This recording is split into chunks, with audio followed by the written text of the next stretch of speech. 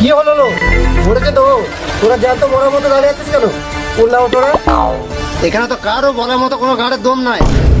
আরে ফেদা, আমি তো প্রথমেই বলেছিলাম আমার সম্বন্ধী মরার পরও এইসব থামবে না, সব মরবি মামে করা এক এক করে। বড়দের কাজ যদি এরকম বালচাল ছেলেকে দেওয়া হয় তাহলে তো এরকমই হবে।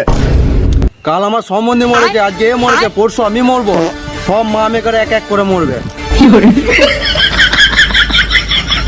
মাংমারানি জি, ইয়ে মানে মন্ত্রী জি, সিনু ভাইকে সিন্ডিকেট থেকে বাদ দিয়ে পুষ্পাকে সিন্ডিকেট লিডার করে খুব বড় ভুল করেছে।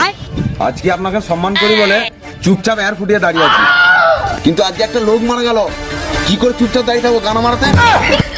মন্ত্রীজি, জীবনটা টাকা পয়সার থেকে বেশি দামি। বেঁচে থাকলে জীবনে বহুত টাকা ইনকাম করব। মরে গেলে তো আর শ্মশানে আনতে পারবো না।